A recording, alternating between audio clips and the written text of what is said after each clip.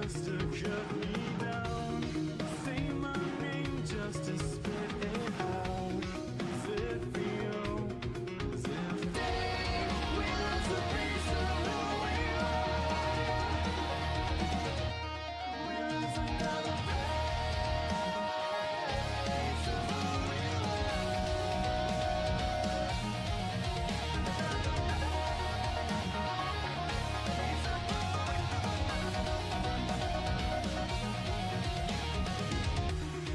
light me up just to watch me burn. So many times it no longer hurts. You never learn, you know you never learn.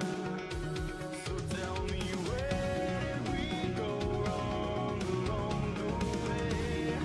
I try to speak but no words come out. And now, what's even left to say?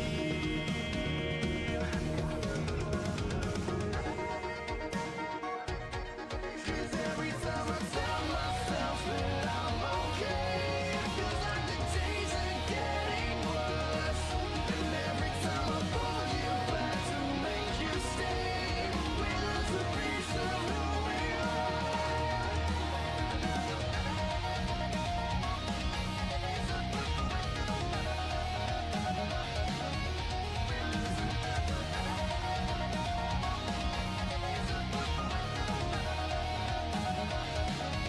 Cause every time I tell myself that I'm okay, it feels like the days are getting worse. And every time I pull you back to make you stay, we lose a piece of who we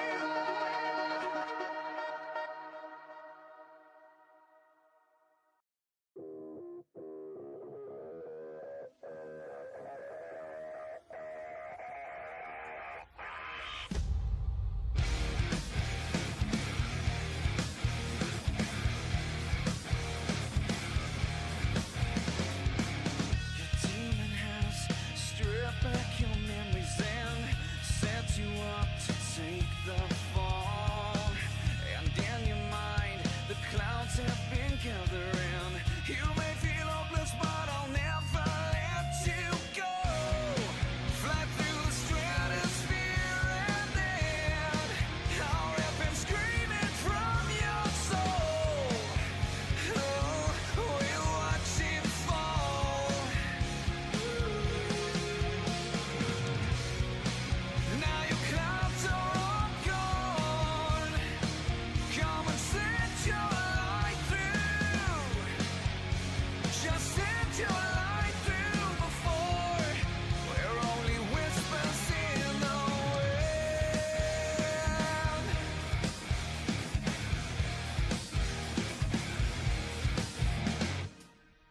Today may be the last time I get to say your life's had meaning and you mattered most. The way you hold me like I am your everything has burned inside me, so we'll never be apart. Fly through the stratosphere and then I'll rip and screaming from your soul.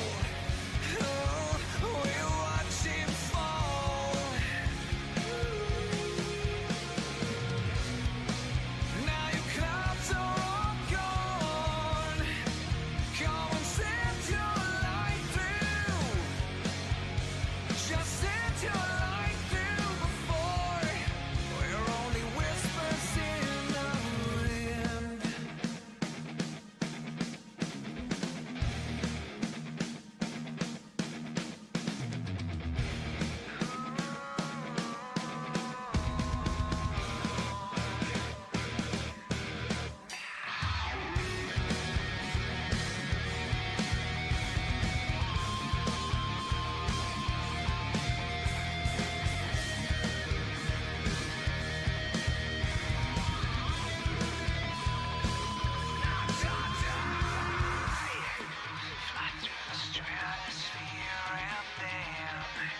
I'll rip and screaming from your soul.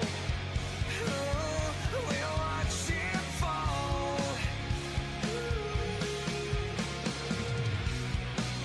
Now your clouds are all gone.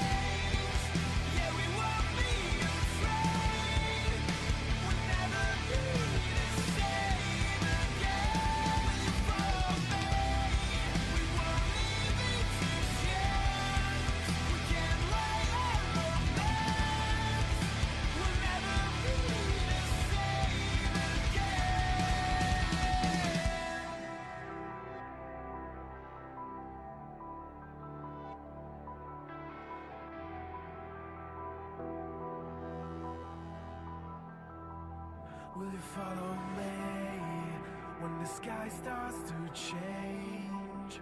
Yeah, we won't be afraid. We'll never be the same again.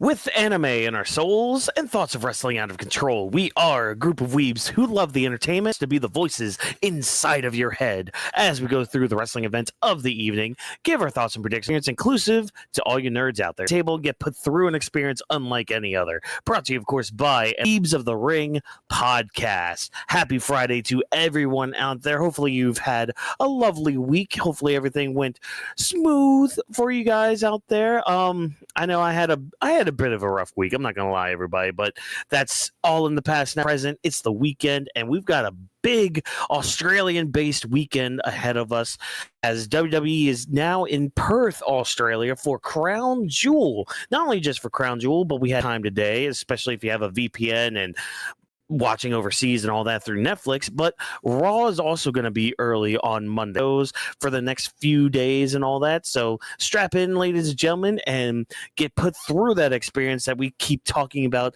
during our intro. But all in here, chat. Hopefully you guys get to popping. Let us know your thoughts on SmackDown, because honestly, I thought it was a good show. You know, all things considered. You know, with these SmackDowns before these big PLEs kind of being their pseudo, what's the word I'm looking for? Kind of like their like 0 hour, I guess, or like their pre-show. Sorry, excuse me. Going into the PLEs and all that, but that's all fine. That's all good. We had a good show tonight. We're going to sit here. We're going to break some of this down. We're going to talk about all of that. So, yeah, just, again, chat. Let us know down below what your thoughts and opinions are on everything we talk about. And, yeah, let us know how your day was, all that good, wonderful stuff. But, of course, if you're new around these parts, you don't know exactly who we are, well, we'll give you some quick introductions. First and foremost, I, of course, am your reigning, defending, undisputed, universal, 24/7, 7-Eleven, I-95, Walmart, Target, Best Buy, World Heavyweight Champion, Watkins here. I'm going to be your guide through the wrestling event tonight. And of course, joining me as always is to help us process all these lovely stories going into Perth, Australia. Ladies and gentlemen, drop this box. Drop, how you doing tonight? I'm doing pretty good. I was able to catch bits and pieces of SmackDown because I wasn't able to watch the show in full, but I got a good idea of what happened tonight, so I'll probably go back after that, maybe skim through a couple things, because, you know, the whole point of it being on a VOD, or if you're recording it on your cable, you could just skip through it if you don't want to watch a certain thing on there or whatever. But I do get, like, the gist of, but from the looks of it and based on what I've seen on social media, I thought it was a good show, and I enjoyed what we got here. There was a lot of good signs here of future development, especially when it comes to presentation of wrestlers, which we did get a report on. It wasn't one of those ones that we typically sit on for like a couple weeks or so.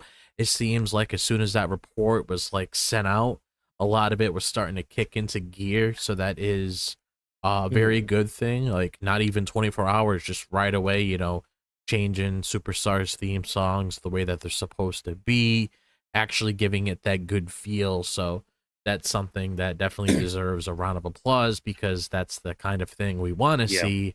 And I'm hoping, like I posted a clip on our Discord server a little bit earlier and showed Watkins. Not sure if Vash ended up catching it, but I literally want to be like Superman towards the end of the movie, just looking back at all the memories with the song playing once that contract of Death Rebel's over and done with. Yeah, I was so excited when I got to hear some of those old themes again. And yeah, I saw that Superman meme earlier today. Yeah, I plan on being like that as soon as we get the announcement that Def Rebel is no longer with the company. They've been future endeavored. So hopefully that's the case sooner rather than later. That's something we've been harping on a lot, especially on this channel, and especially from me. I took a step back. I looked at what he said, and he's right. We are kind of the future of the company. So, yeah, this match does have some stakes and all that. The crowd even got involved with calling Seth a wanker, which they even had freaking Wade Barrett, who was doing commentary, stand up with a mic and be like, "Yeah, I did see they're that. calling Seth a wanker and all that." So they're harping on this thing about like Cody being in Seth's head, and it kind of rings true because like they showed a clip from the live show that they did earlier in Perth, and Seth like walked off stage. He didn't say a word, and like you see Paul Heyman like visibly shocked at this, and also like Braun Breaker kind of mad, being like, what the hell is he doing? Like, why is he being like this? So either Seth has a plan and he's just kind of playing and toying with us, or something else might be going on and all that. But again, kind of a simple promo here from Cody, just being like, hey, I'm the kryptonite to Seth Superman. That's basically what I am, and I'm going to keep proving that time and time again. So I don't know. Were you able to catch any of this promo from Cody tonight? Again, pretty simple, pretty basic from Cody here. Like nothing, at least for me, that he said was really too big. At least compared to like Monday Night stuff with Paul Heyman. But Drop, what do you think of the segment? If you were able to like catch a good listen to it. So I wasn't able to catch the promo, but based on what you said, that was probably the sort of thing I expected to come out of Cody Rhodes' mouth. So with that in mind, I'm not really surprised that he said things like this, because we even mentioned this in our show last night, actually, about Cody Rhodes being the kryptonite to Seth Rollins, because no matter where Seth Rollins goes, Cody Rhodes is right there. He can't ever break through Cody Rhodes because Cody Rhodes is the one guy that he can't ever beat. And they played stories like this in wrestling before. This isn't the only feud that went down directions like this when it comes to, oh yeah, you know, this guy hasn't ever beaten this guy before, because we've seen it with other people. But it's just a really good story, and there's a lot of history between the two if you followed it ever since Cody came back in 2022. Where you just saw everything transpire there, then everything leading up to where we are now. So it's one of the main reasons why I'm really intrigued to see how this match is going to go. And I did see a sneak preview, not entirely sure if it's legitimate or not, but it said that Roman's supposed to be opening up the show and this is supposed to be the main event, which I did see it from the people that typically report on that stuff. And usually in those people that I see it, because this isn't the first time I've seen it from this person, they're usually legitimate. So I'm going to take that. I can't say I'm going to take it with a grain of salt because they have a pretty good track record with that. So, I mean, it makes sense to end it there because it's like you basically have the whole pay-per-view built around this. This has been a center focus.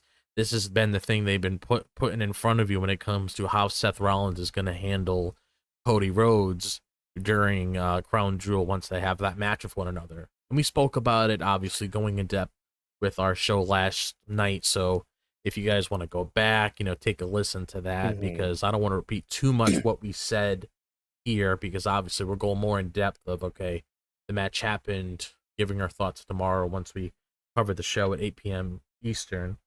So, yeah, I thought it was a simple promo based on the sound of it that you described. And I'm looking forward to the match. I can't say I'm not, because it definitely could go either way, really, especially with the scenario that you mapped out to. Because, like you said, with Braun Breaker kind of questioning why he walked out when doing this or that, could definitely be Seth Rollins just trying to catch us off guard, or it could be one of those things that maybe bites him in the ass again. Because even you even had those reports, which actually started making me think, because me and you talked about this whole Brock thing. But then I remember seeing reports about Braun and Brock Lesnar, so it kind of makes me think, like, how do we get there in terms of, like, if these guys are supposed to be a team at Survivor Series, that's like the topic of conversation of something that could potentially happen.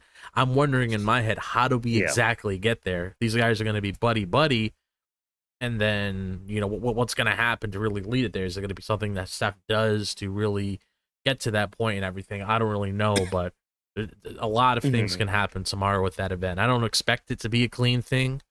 It's definitely going to be dirty for sure. So yeah. Yeah, they're gonna have to bring some nice dish soap for all the dirt that's gonna be flung tomorrow night.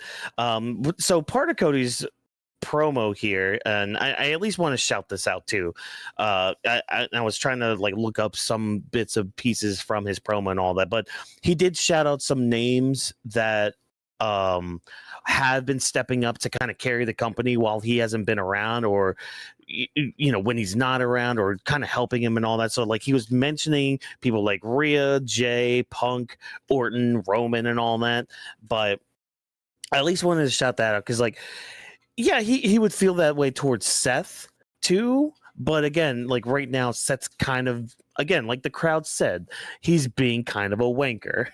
So it's just like, okay, can't really say Seth because he's kind of my enemy right now. But it's just good to know that like we do live in a time where like we don't have to just solely focus on one person or solely rely on one person. So actually a good tie-in for this, mainly because we were talking about this before we went live here, kind of the same idea with like MHA, where when All Might had to retire, they had nothing because they relied so heavily on just one pillar to really hold together society and hold together their universe. And as soon as he was gone, they had nothing.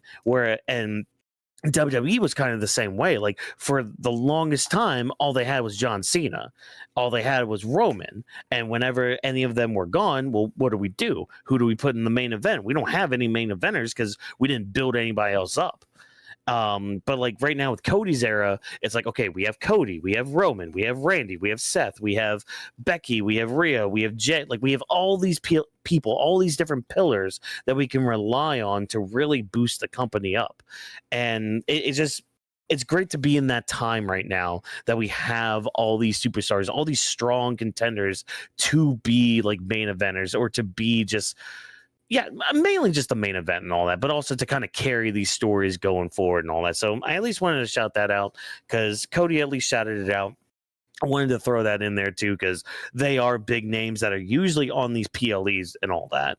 But yeah, I mean, again, kind of a basic promo from Cody. It was still delivered really well. I'm glad he was able to like incorporate the crowd with all this, and overall, it was just fun. You know, he had fun. Wade Barrett had fun. Michael Cole had fun. He couldn't really say the word wanker. I know I've said it a lot more times than I've ever said it in my life, but still, we're having fun. They're having fun.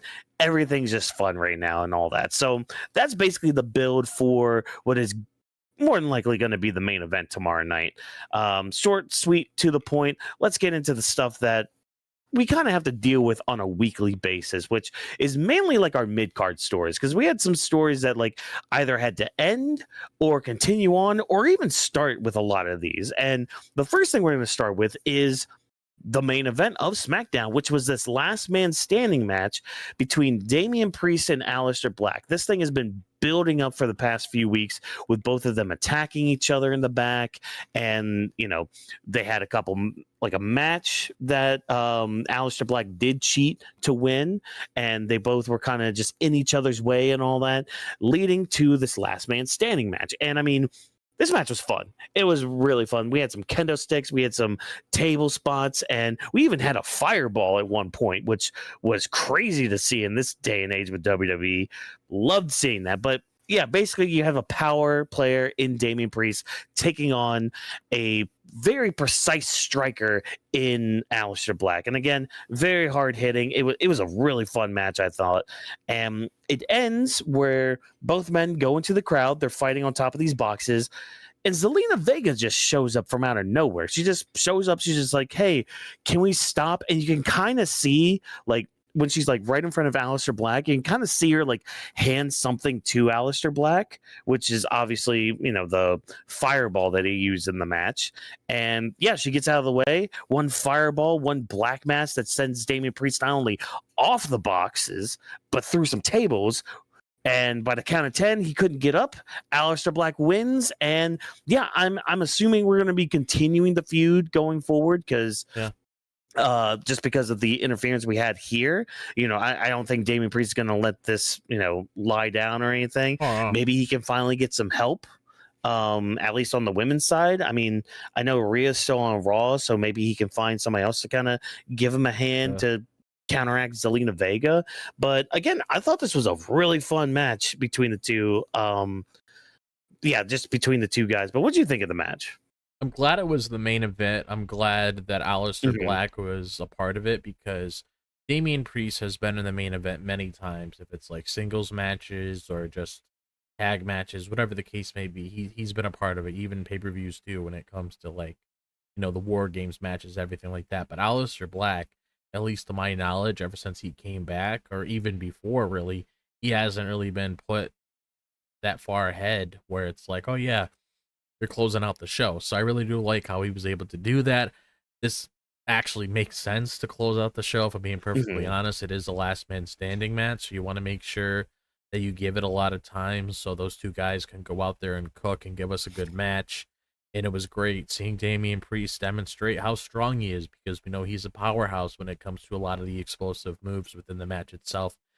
And then you got Aleister Black out there. You know, he likes to show off his agility. He likes doing all these different kinds of moves in the ring that maybe Damian Priest can't do to really catch him off guard and get a pop out of the audience and everything.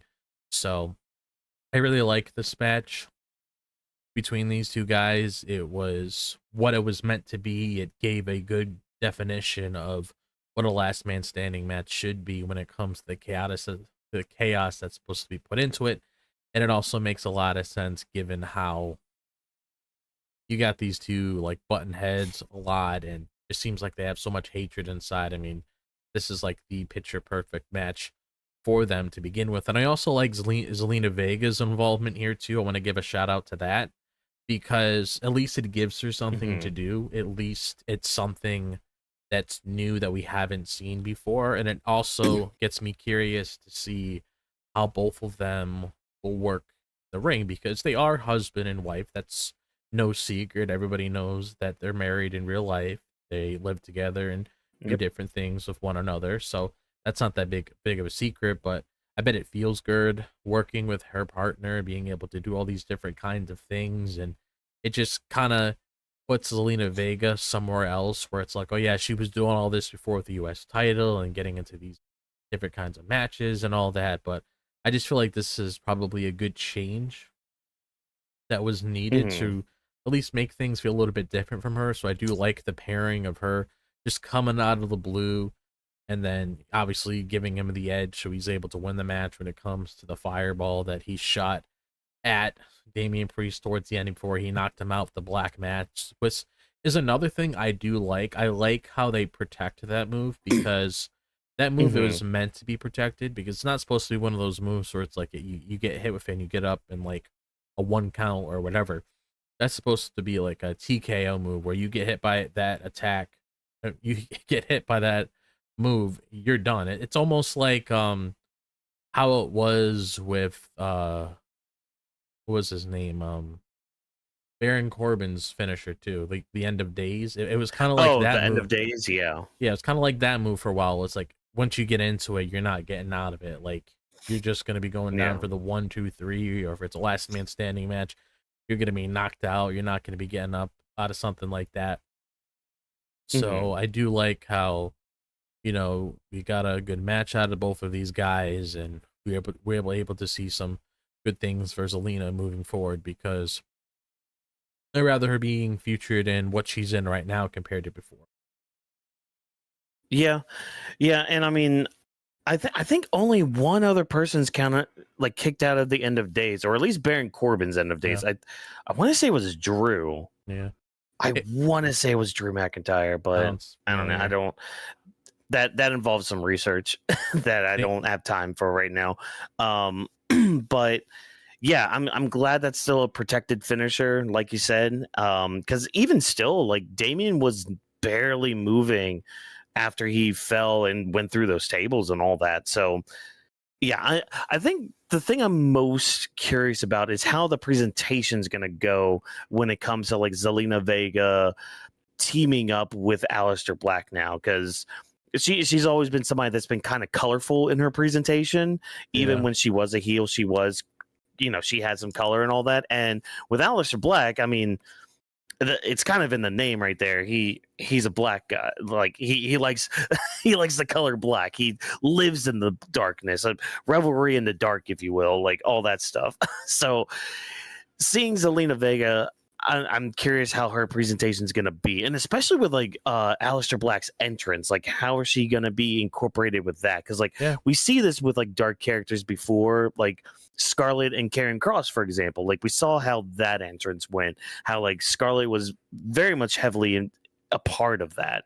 So I'm curious how Zelina is going to be part of that, or even if she's really going to be joining him at ringside like that. I mean, it could be a thing where it's just like, okay, I'll come out maybe after your entrance or whatever. I don't know. I don't know how they'll actually do it, but I'm very, yeah. very curious, and especially with her as a cosplayer.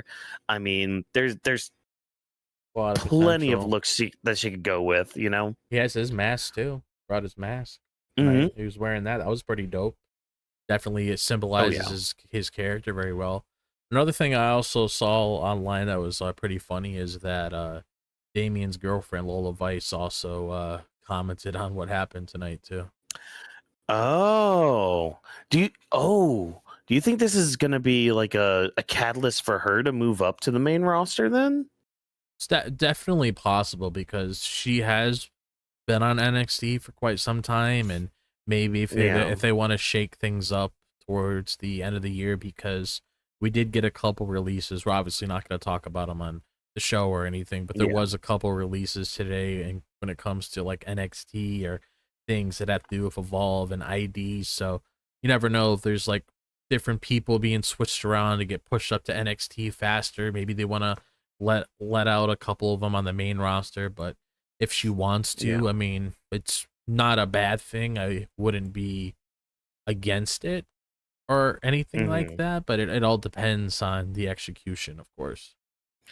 Yeah, yeah, that's all that matters at the end, is just how they execute it, how they do it, how they decide to rationalize moves and all that. So, yeah, I mean, I am excited to see where we're going moving forward with the story, because I mean, obviously this isn't going to be the end here. Like we're going to have another match. I don't know what stipulation they would have afterwards. I don't know if they would like throw a steel cage with this. That wouldn't be too bad, but which is weird, because like you would always think that like a last man standing match would be kind of a feud ender, but it being like in the middle of a feud, I mean, again, I'm not really too upset if that's the case, Yeah. but it is going to be just interesting going forward what they're going to do, because like they can't just have a regular match after this. No. Like they're going to have some sort of like extreme rules, or again a cage match, if you will, to really solidify, okay, who's the victor in all of this, who's going to come out on top, and who's going to have that lovely momentum going forward here. Yeah, I mean that's pretty much all I got to say, unless you have anything else. No, that's pretty much all I have to really say here. I'm just glad that this Mhm. got the main event spot. It was in place at the Yeah. at like the 9 o'clock hour or whatever that they're doing right now. So Mhm. yeah, I'm just happy everything was paced well with this and really enjoyed it. Yeah, me too. Me too. So now we're going to move on to basically. So this is going to be kind of a bigger segment here, where the MFTs end up ruining everything because they're all here. We even had a member return tonight, which we'll get into here in just a second. But how did the MFTs ruin the evening tonight? Well, let's start first with our U.S. Open Challenge, where Sami Zayn, he's on his 5th title defense since winning the U.S. title. So thank you, Sami, for making the U.S. title mean something again. And man, he also brought in something really good with this match. So Shinsuke Nakamura, he answered the call. We've kind of seen him like in the background a little bit doing his little like stalking thing and all that. So cool, neat, awesome. Finally like doing his thing. But dude, we got the old Nakamura theme back. Like not that slow, weird, like, oh, this is his heel version theme. Nah, the straight Nakamura, we're going to sing along with your theme presentation. And even his like entrance, like him walking to the ring, was his old self again, like just going like this, and like his like dive at the end, like at the ropes and all that. Like again, presentation is everything. And Nakamura's entrance like this just exudes that one word that people like to use in 2025, aura. Oh boy. And the match itself, the match was great. Like it wasn't like anything like their Dallas match from like almost 9 years ago, which is crazy to say. Almost 10 years ago. Now that I think about it, like, that's kind of crazy to think about with time and all that. But you know, they were having a good match and all that, and because again, these two guys have really good chemistry with each other, but match ends up getting thrown out because the MFTs get involved, but not only the MFTs, but a returning Tama Tonga. He is off of the shelf. He is done being injured. He's now back with the MFTs. They're all in face paint, kind of representing like this old face paint he was doing back in the Indies, which was really cool. Nice little touch there. And yeah, they just beat down Sami Zayn and Nakamura, and match gets thrown out, and Solo's just standing tall, making his statement known and all that. So again, match was great. Sucks that it kind of got thrown out.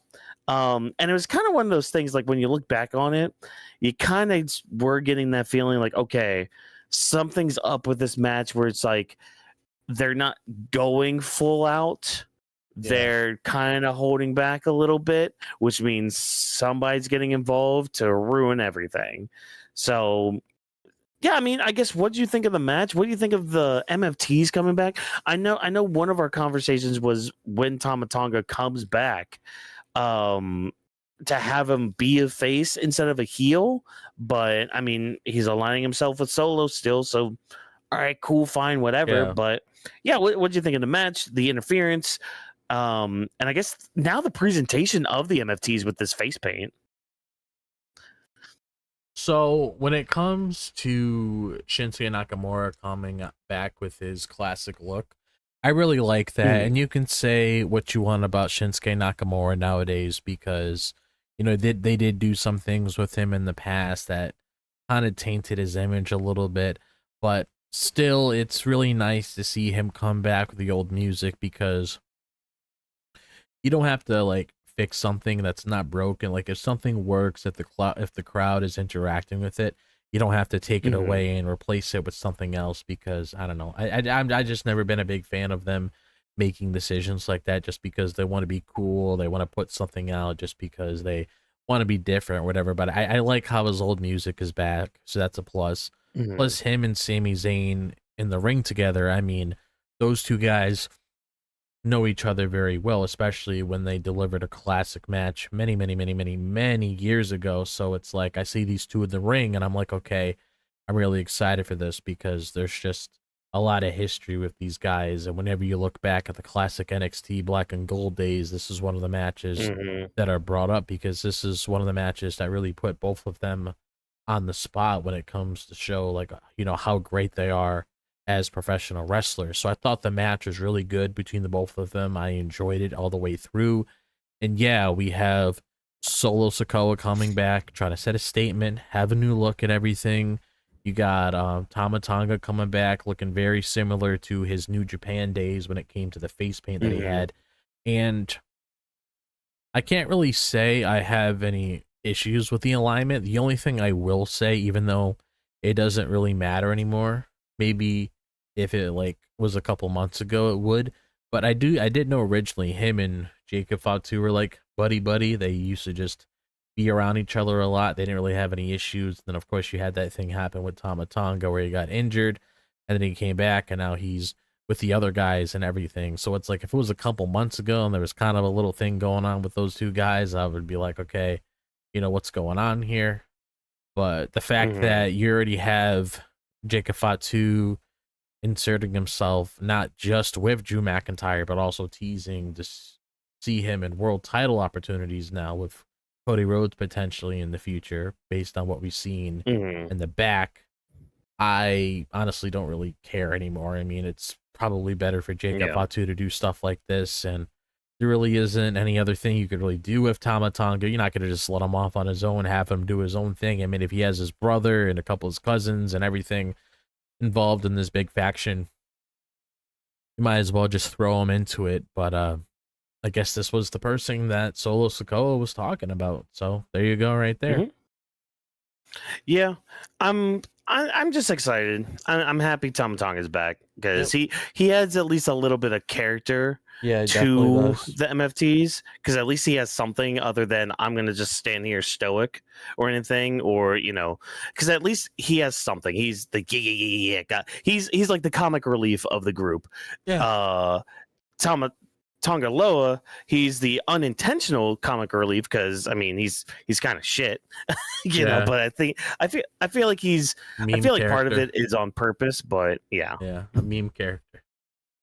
Yeah, exactly. Like I guess both the Tamas are they're both a comic relief in different ways, and then you know. I just realized the best way to describe him, honestly, you got all this AI stuff going on recently. Oh no. He kind of reminds me if you like inserted him in a little AI video and you see him doing those stunts.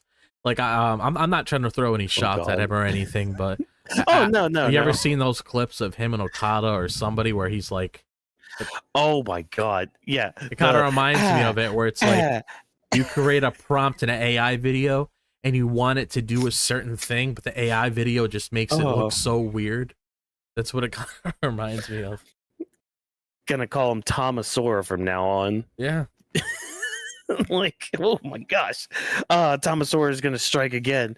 But like, yeah, so you have Tomasaur, you have freaking Hyena from Lion King, and then you've got Jeff Cobb, who looks like a potato, so you got Potato Head there, and then you've got Wall. You got Plank. You got a tree in Tonga, like a big old redwood and all that. Like that. That's your MFTs right there. That's your protection right there, Solo Sikoa. But you know, jokes aside and all that, they do look like a good force here. So I'm actually looking forward to what the MFTs do from here, because hopefully they're able to at least capitalize on this forward momentum that they had from returning as a force right here. I think it was good that they kind of went off TV for a bit to just kind of cool down and then come back and everything. I agree. Kind of was Jacob. Yeah. Kind of was Jacob Fatu stayed on TV, but that's just part of Triple H's booking. He likes to cool people down for a couple weeks and then bring them back, like kind of make you miss them a little bit, like yearn for them a little bit. Which on one hand I get, but I like to see my Jacob Fatu. I do, you know. We'll talk about him in a little bit, guys. Don't worry.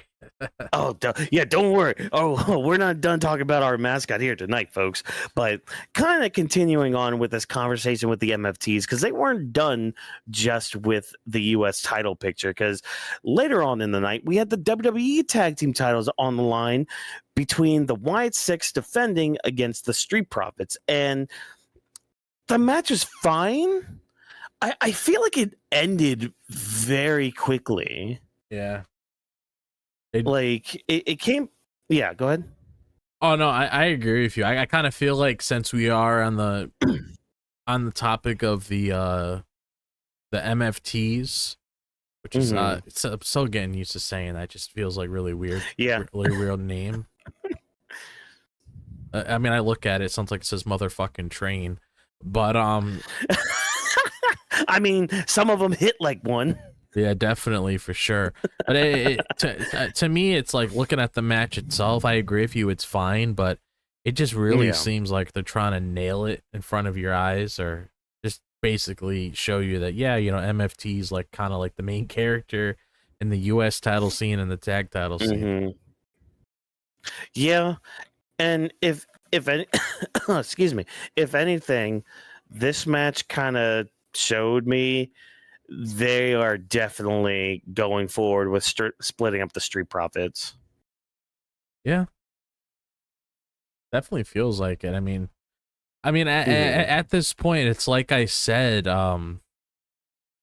if they don't really do anything with them moving forward when it comes to the U.S. titles, because not the U.S. titles, the tag team titles, because I didn't really expect them to win them tonight. I mean, I feel like that's the only other option. I mean, you can't just have them starting at the beginning and then working themselves up again, qualifying for matches and going for the title again and having the same result. Like, you kind of have to do something. And I mean, another shout out to them. They got their theme back again, which is a common trend when it comes to a lot of the things that we're seeing tonight. Shinsuke got his new theme. Shinsuke got his old theme back. The Street Profits got their old theme back, which me and you even both said why even replace it to begin with doesn't really make any sense. So yeah, unless you actually turn them heel, which they really didn't. All they did was just like, hey, we're more serious now. It's just like, are you guys though? Are you? Yeah, and it's like, now that I'm thinking about that too, it's like it would kind of be counterproductive if they decided to break them up now when they just brought back the theme. Oh, we'll just have it come back for a week and break them up the next. Yeah. So it's like, well, that kind of ties into my conspiracy theory here, because like with the Street Profits breaking up, it's like, okay, let's give the fans one last time with their old theme and all that. And I'm like, okay, that's something, because like the reason my mind went there, at least for a split second, was because apparently on Tuesday with NXT, apparently the Inspiration had their old Iconics theme from WWE. And I'm just sitting here like, oh, okay, that's a fun little pop there. So this, again, conspiracy head right here is just thinking, okay, this is just them giving the fans one last little hurrah before Street Profits are done. Because the other thing I thought of with Shinsuke Nakamura, I mean, AJ earlier in the day during that Crown Jewel event that they were having, he did state, hey, 2026, I'm retiring. And I just kind of look at that, I'm like, okay, he's been with WWE for like the past 10 years. Nakamura's also been with the company for 10 years. I know he hasn't said anything, but I mean, just the way they kind of handle him and treat him, I wouldn't be shocked if he doesn't resign and he ends up retiring too. Because I'm pretty sure he said in an interview that he plans on retiring in WWE. Like, if anything, his run in WWE is basically a retirement tour for the past 10 years. At least from what he's said in some interviews. And again, don't fully quote me on that, but it's just something that I kind of remember hearing about. Plus, I'm sorry. The reason Shinsuke is probably here in Australia is just to surf some of those waves. Like, oh yeah. That's probably why he went down there. But I mean, that could be why we got his old theme back too. So again, conspiracy head right there with it and all that. But it is good to at least have seen or at least heard these old themes again, and especially for the Street Profits, because again, why even change the theme in the first place? Like, oh, we're supposed to be having a more serious look on all that. It's just like, okay, you could try that, but you got to act more like that. And they really didn't at times. Yeah.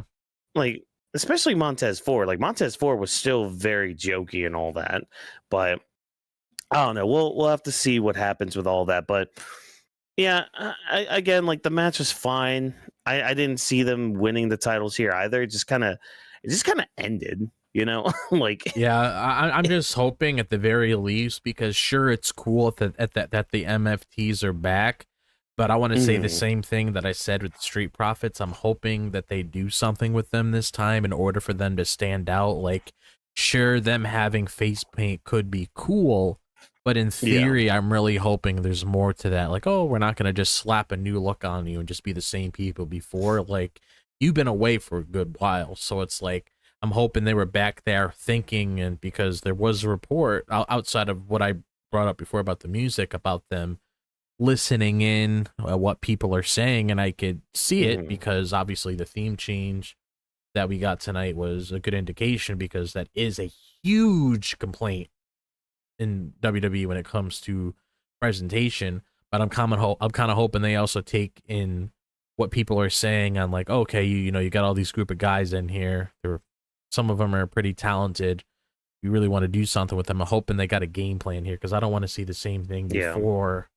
And I mean, they got something good set up. I mean, the Wyatt 6 and the MFTs, there's a lot of stuff that you can do there, because you can look at what the MFTs have done when it comes to the very, like, evil things that they've done to their family and everything, and you can kind of tie that in as to what the Wyatt 6 do when they target their opponents, because there's always a specific reason as to why they do things. They don't just do things just to do it. There's a bigger story behind, like, you pin Solo Sikoa against the wall and you have, you know, somebody like Bo Dallas, you know, confront him and everything. Obviously he's going to be legit and just expose him for the kind of person he is because of what he did with his family. So I'm not against this feud actually happening. I'm actually pretty intrigued to see where it goes at the very least, just because I see some potential there, because there is some things that they could plant and it could potentially grow into something. Not saying it's going to be something extraordinary where it's going to be this outstanding thing, but it makes sense for them to be a target. Yeah, and I mean, I'm pretty sure we had a tease too, like a few months ago, with the Wyatts targeting the MFTs, and so this is more of just the MFT just kind of returning the favor. And we do see, like, because when they were squaring up at the end of the match, we do see Solo mouthing to Nikki Cross, and I did see some tweets going out saying what he was saying. It was something like, I need to speak with Bo or something, or like it was something like that. So he wants to meet up with Bo Dallas, with Uncle Howdy and all that. So hopefully we get something good here. And I'm just hoping WWE learned to actually, like, write a competent show, which, I mean, obviously they kind of did. You know, again, SmackDown was pretty good tonight. Like, for me, it flew by. Even though I was watching at work, it did fly by pretty easily. And it's, yeah, it just it gave me reason to tune in next week, which is all I ever ask for when it comes to a weekly program. And with a story like the MFTs versus the Wyatt 6, I know we've mentioned it before in the past, how we've kind of wanted it to see how it can play out and what they could really do with it. So now that it's here, we can finally see all that, and I'm looking forward to it. You know, I'm expecting at least like one, like, big, like, group match. Yeah. At least between, like, both factions, which, I mean, MFTs kind of win it right now with the numbers game, at least, like, 5 guys against, like, 4 guys and Nikki Cross. But, you know, Nikki Cross isn't gonna back down from anybody. She's gonna get on somebody. If anything, she can get on Tonga Loa and, like, I don't know, murder him or something, or put him in a closet or something. I don't know. Do something that, just do something fun, you know? I agree. Yeah. And hopefully, like, the new presentation with the MFTs, hopefully that's more of just like a kind of like a Finn Balor Demon thing, where it's like, okay, we put on this war paint, we're ready to fight, we're ready to go at it. Wham, bam, thank you, ma'am. Bam. We got the tag titles now. Bam. We got the US title now. Bam. We're on top now. We run everything and all that. So, yeah, hopefully the MFTs can really move forward here, because they are a bunch of talented guys, and they all deserve the best in this company. But hey, here's a match that I don't know how much you have to talk about, because I know I don't. Stephanie Vaquer and Tiffany Stratton took on Giulia and Kiana James. Why was this a thing? Well, that's because last week we had the contract signing. Giulia and Kiana James came out and were talking shit. And now they had to eat their words by facing both women in a tag team match. And I mean, obvious winner was obvious. Stephanie and Tiffany pretty much made light work of these two, especially Kiana James. Like, she took the brunt of a lot of the offense, which probably she should have. She really should have, since Giulia is a champion in WWE and all that. So I mean, Giulia still looked great in this match, and of course, Stephanie and Tiffany, they're going to look great regardless. But I mean, this was pretty much easy work for them. Like, this was a low diff for them when it came to this match. And I mean, even before the match, we had Chelsea Green trying to recruit Stephanie Vaquer to the Secret Harvest, and I mean, obviously, that's not going to be a thing, but it was at least good to see Chelsea Green on the TV screen and all that. But yeah, I don't have much to say beyond that. I mean, again, we talked about how lackluster this build has been for Tiffany and Stephanie's match tomorrow night in Perth. So, yeah, this match is just copy and paste of what we said last night, unless... Yeah, Drop, do you have anything to add, really? Because I really don't, and I feel bad because, again, it was just a simple tag match for these two ladies, just to kind of get a good warm up for tomorrow night. Because they both respect each other so much. Ooh, this thing's built off respect. Great. Turn Tiffany Stratton heel, please. Thank you. Honestly, I don't really have much to say with this. I kind of looked at this where it's like, okay, they got some just Wood was able to get some little prep time here for their match tomorrow, and there really wasn't much to really do here because, I mean, just looking at how it was built up last week, kind of came out of nowhere. Like, they had that little contract signing, then then you got both of the ladies coming out together, confronting them. A match gets built to the next week. I mean, I really don't know what this whole Kiana James experiment is, because it's clearly not working. And I will say, at first, the first day we saw it, I saw that there was potential when it came to her being Giulia's manager, only because I thought it'd be cool if maybe she wanted to cut a couple promos or something for her, or help put her that way. That would be fine. But they don't really seem to know what they're doing with her. She's just aligned with her. Even when she came to Raw and when she got drafted, she just had that one match with Natalia or something, and then that was it. And we never saw her again until she came back, and now she's on SmackDown doing things with Giulia. It's it's just kind of weird, the way you look at things, because Giulia was hyped up a lot last year. Same with Stephanie Vaquer. And Stephanie Vaquer pretty much went down the direction I expected her to go, which I'm happy about. And I expected the exact same thing to happen with Giulia too, because Giulia is like Io and the rest of them, where, she's very talented and she's capable of doing a lot of things. That's just the way that she's being presented on television kind of makes her look like a joke character, where it's when we see her on television, you're kind of training the audience not to really care for her as much if you're putting her into meaningless segments or meaningless feuds, because obviously this is just a one and done thing. Tiffany Stratton's not going to be feuding with Giulia or Kiana James next. This was just, okay, you guys are fighting on Saturday.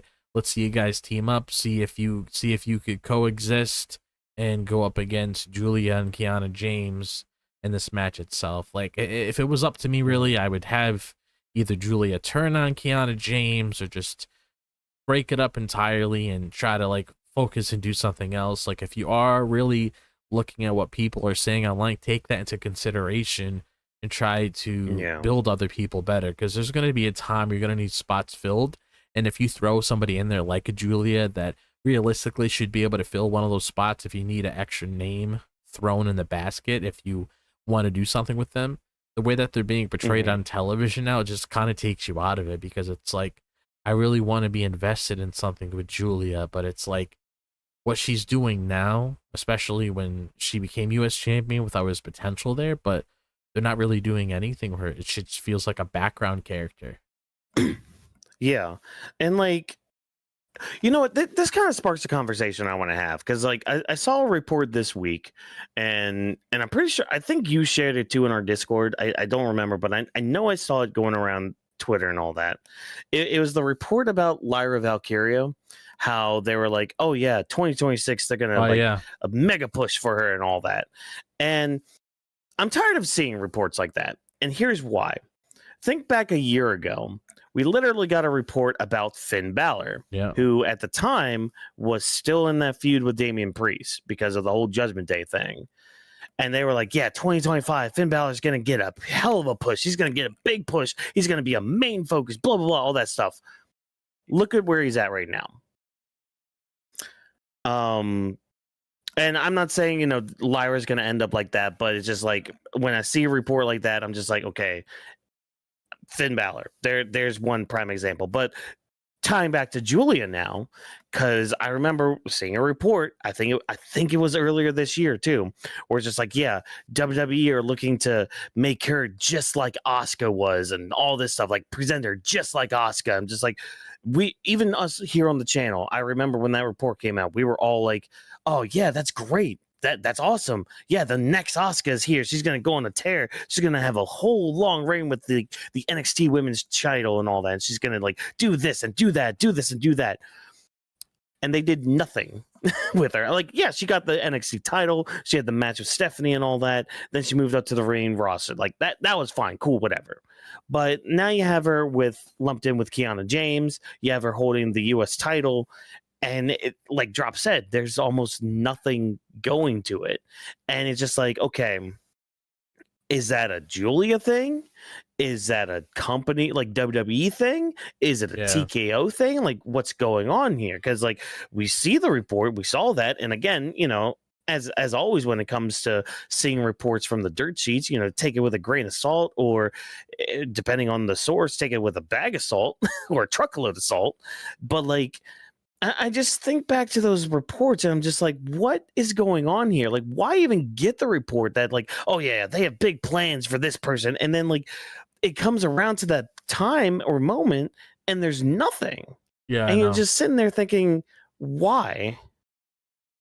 Yeah, it just really takes you out of it because you're like, oh, okay, yeah, this was supposed to happen. It hasn't happened yet. And I get the whole thing where it's like, sometimes it takes time to get there, which I get, but it's like, don't put a report out like that and then have a year and a half go by and then nothing happened. Because typically when you put reports out like that online, maybe the next month or so, you start seeing things in motion. But we haven't seen anything with Finn Balor ever since. He still feels like a side character in the Judgment Day.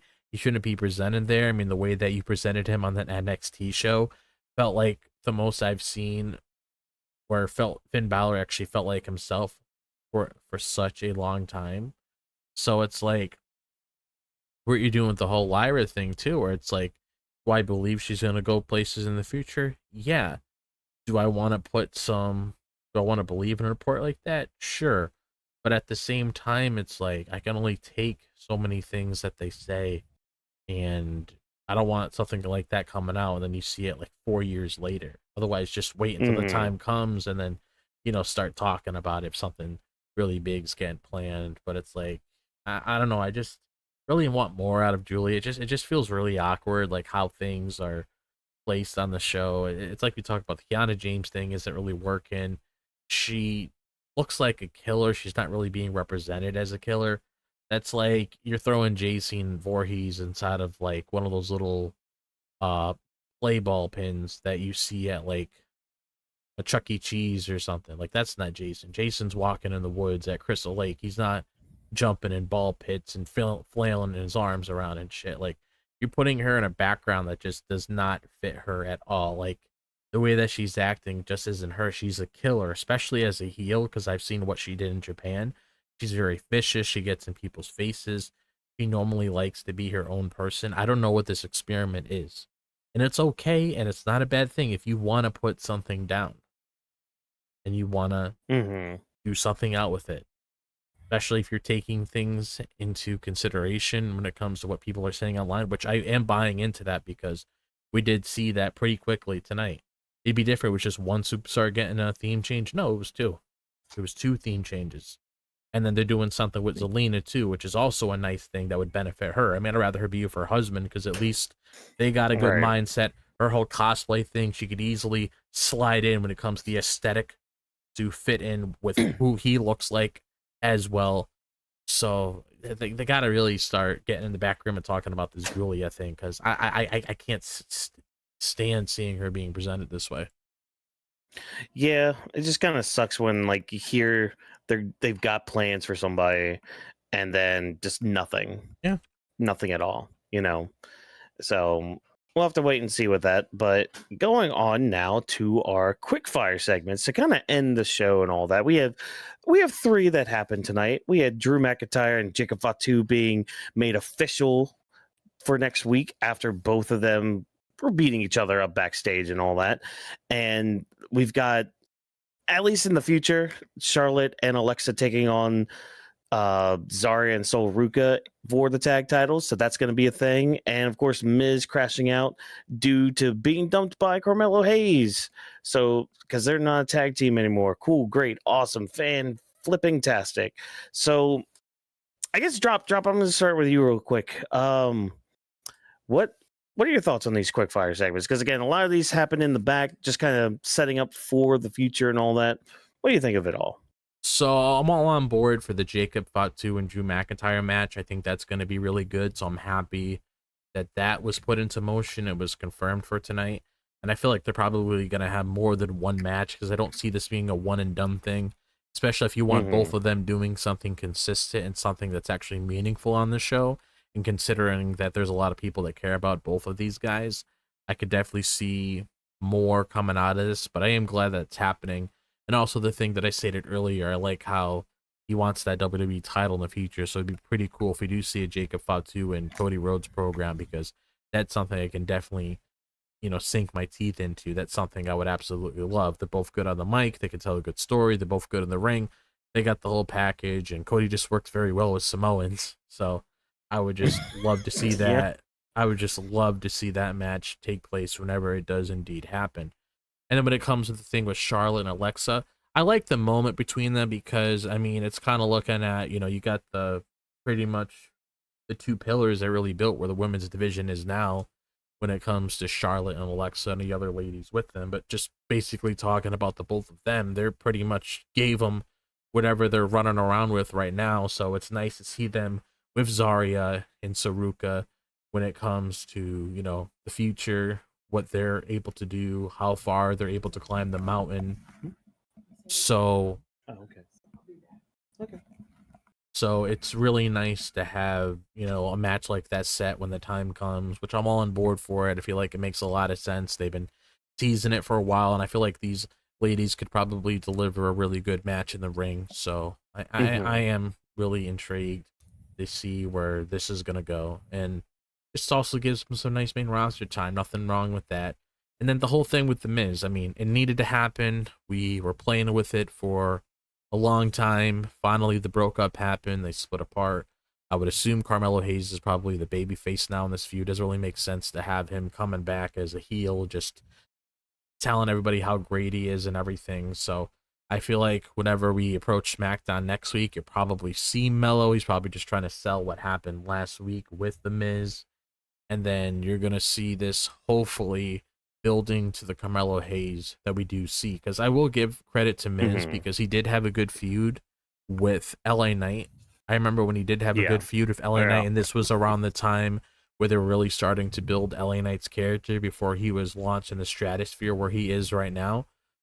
And Miz is a really good person to really do something like that. So I would love to see these two guys. Obviously, they'll have a match, but outside of that, getting in the ring, venting out their frustration, do what they really need to do to get people invested, because I definitely do believe that this is needed to help out Melo in some way, shape, or form to really get his name out there so he feels special in some way. So I am really looking forward to seeing how things go with that for sure. Yeah, Miz is he's a good gatekeeper in terms of like people that are moving up from NXT or like just getting into the company and all that, which kind of sucks to say about Melo because he's been called up for almost a year now from NXT, which I mean kind of sucks at this point, but I mean they're finally doing something with them. Thank God. I'll at least say that. And to have your first like actual well, it's not his first actual program because again, a year ago he was having the Best of 7 series with Andrade, which was a really good thing. It was a really good program and all that. Then they just kind of dropped the ball for reasons unknown to us and all that. But to have like a legitimate thing with the Miz now is only going to benefit Carmelo Hayes in the long run. Because again, the Miz is a former world champion. However much stock you want to put into that, hey, at least again on paper, it would be Carmelo Hayes just beat a former WWE champion. Isn't that neat? Isn't that awesome? And I mean, just on the mic too, the two can throw some good bars at each other. So definitely looking forward to that. But also when it comes to kind of gatekeeperish characters, and I believe I was listening to Cultaholic for this part with it, because Drew's now in this spot, but it's not necessarily like a gatekeeper for the new stars on the main roster. It's more of a gatekeeper for the main event scene.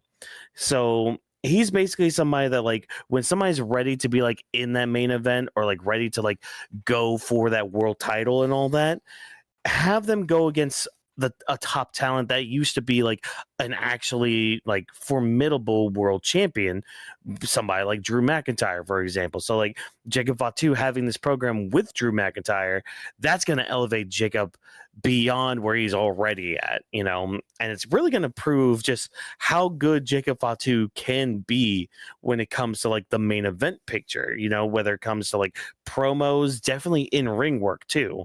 So that's going to be very exciting to see with these two, because I think these two are going to put on like one of those very, very like hoss fights, like just like Big E used to say, big meaty men bumping meat. Like that's going to be what this match is going to be, and they're going to destroy each other. I don't know if you saw this report earlier or not.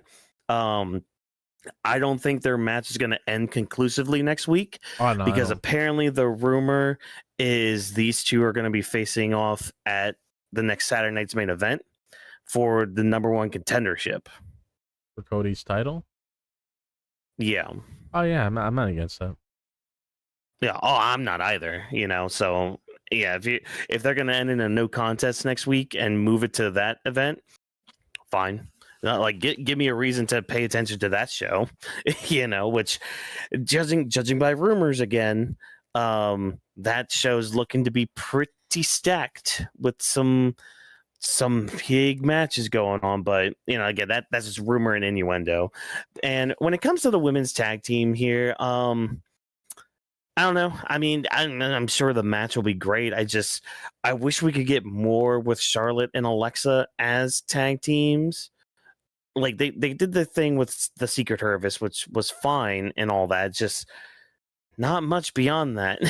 Like not many programs, not many like, and even with like some of the segments they have together, they haven't been that good. Like I could still tell, they're having fun with it, but I guess maybe it's just more screen time so we can actually kind of see that and see them like their chemistry together as a team, not only just like in the ring but outside of it as well. And don't get me wrong, I thought tonight was probably the better segment that they've had, especially like now they're kind of showing like these parallels between the two teams where it's like they're kind of the odd teams but they still kind of get along as tag teams and everything. So yeah, or at least doing some sort of parallels with that. The match is going to slap either way, I think.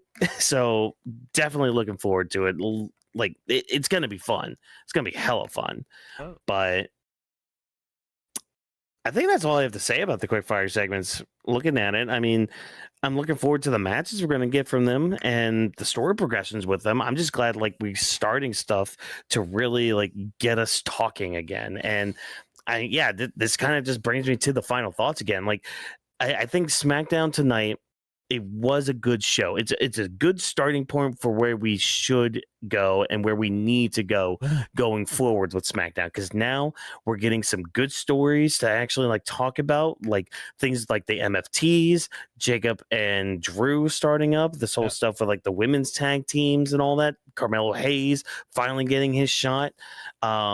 Whatever happens with like Cody going forward after Saturday. I mean, I'm assuming this is all going to also set up for War Games, but I don't know if Cody's really going to be involved with War Games, but I guess we'll find out more tomorrow night after Crown Jewel and everything. And of course, the last man standing match, really good match, really good way to end SmackDown, and everything going forward with like Zelina Vega aligning herself with Aleister Black. I'm looking forward to seeing how everything's going to go forward with that. And I guess where Damian Priest goes too, like how is he going to handle this tandem now of Black and Zelina? But yeah, Drop, what do you think of SmackDown tonight? So I thought SmackDown was a good show. This is the kind of shows that we need in order to really digest the product, because there has been a couple SmackDowns that was, here and there, but I really liked how tonight was structured. I liked how we got a good match between Damian Priest and Aleister Black, because, like I said, when you have a last man standing match, this is how the match is supposed to be built. This is how the match is supposed to be feeling like. So I'm really glad that they did a good job with that, and it was entertaining throughout. They're both very talented guys, so I'm glad they're able to showcase their talents in there. And then throwing Zelina in there, I like that she gets to work with her husband, but not only that, it just gives her something new to do, and it's actually something you can look at and be like, you know what? That makes sense that she's there. Mm-hmm. And the thing with Sami Zayn, doing a good job with the U.S. title scene, like the match between him and Shinsuke Nakamura. The only thing moving forward is I'm hoping with MFT involvement with Solo Sikoa, obviously, with the U.S. title, and then I would assume the other guys are probably going to be going after the tag titles, which makes sense. Mm-hmm. I would hoping they just have a game plan with the MFT as a whole, so it's not just, oh yeah, we're here, we look nice. Like, I'm really hoping there's something there, and whatever happens with Tiffany moving forward, because this is her show, hopefully we got a game plan with that so we know what's going on moving forward. I don't want to see a feud between her and Giulia. If Giulia didn't have a title, cool, we could do it, but she has a title. Yeah. Pay attention to that. Don't do any like silly things or whatever. No Nia Jax anymore. Give that a little break. I just really want to know what's going on with her moving forward. I'm not really worried about Stephanie that much because she's still early in her championship run as a world champion, so there's a lot of people on the field for that. But at least, figure out what you're doing with Tiffany moving forward post Crown Jewel. And I'm excited for everything else. Like I spoke about the Quickfire segments, everything should be good, how things are lined up. I mean, I'm kind of hoping we get some of that tomorrow, maybe with theme songs. The theme song is like really got my gears going, because that's something I wanted for a long time. So maybe we get a little bit of that on, at least the very least, Raw needs it. Like, you're not gonna do it tomorrow, that's fine, whatever. But Raw for sure, because I saw a report.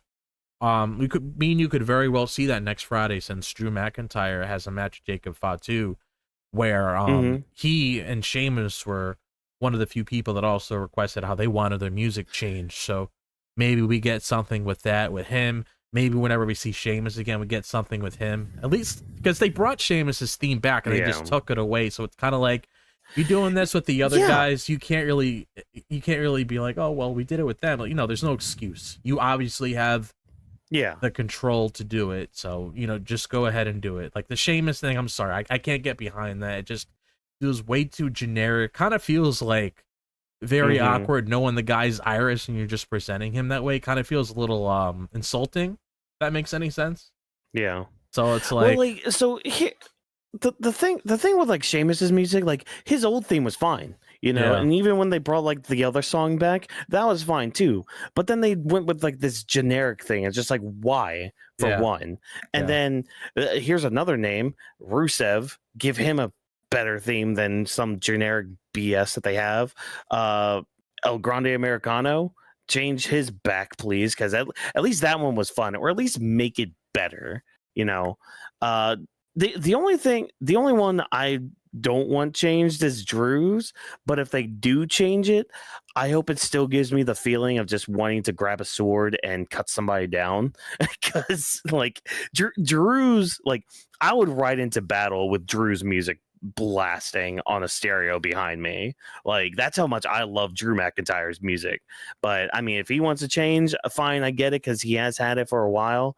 But just make sure that it's something that's also a banger, something that's really, again, gonna make me want to like get my keyblade out right now and slice up some Heartless, just be like, die, you know, things like that. Like, give me that feeling back. But we'll probably see more on Monday because I don't think anybody tomorrow, I don't think, had old music that we want back. Yeah, like obviously Cody and Seth's fine. Actually, Seth's fine, but I'm also wondering because we reported on that thing with Seth, like what was going on with that. Oh yeah, but it's like, I mean, hey, I guess tomorrow could technically be a way to do it if you want to prove you're a big dog. Maybe you want to showcase yourself in a different way, or whatever.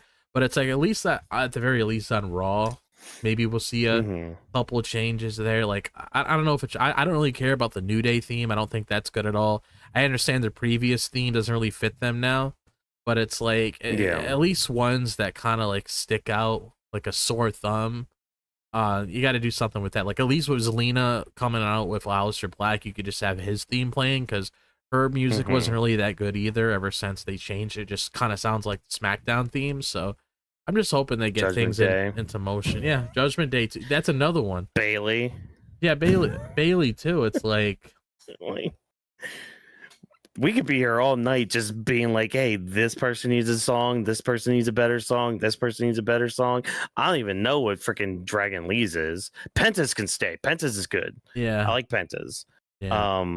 We could be here all night just being like, change theirs, because a lot of it needs an overhaul. But man, the moment I see, hey, WWE's parting ways with Def Rebel, there's going to be sparks flying. I might just do a quick live stream on my phone on our channel, just being like, thank God that they are done. Don't touch a wrestling theme ever again. Yeah. Like I might just go on a big old tirade when that happens. Oh yeah. I'll blame you. Oh yeah. Yeah, we might just have a special episode that night. Just because, just celebrate the fall of Def Rebel and all that. But hey, if you want to celebrate with us when and if that day does, well, no, not if, it's going to be when. I'm putting that into the universe. It's going to be when that day happens. You guys can join us by, hey, doing that fun thing known as following us, not just like on the streets and all that, because that's kind of creepy. I don't want you following me on the street like that. No, don't do that. Follow us on social media. You know, all of our links are in the description below. You can check us out on the Twitter machine, on Instagram, on TikTok. We don't really have a Facebook page, but hey, you can probably find something on Facebook to whet your palate and all that. But of course, you can see all of the handles on your screen as well for some of our personal social media. So like things like Animal We Studio, for example, which is the parent company of Weebs of the Ring. You got Legend D Vash, who's not here tonight. He's actually at New York Comic Con this weekend. So if you're out there at New York Comic Con, try to look out for him. He's going to be making some rounds and all that, going to different like booths, different panels and all that. So if you see him, say hi, what's up? Ask him what his favorite Bill Goldberg match is, because he will let you know exactly which one.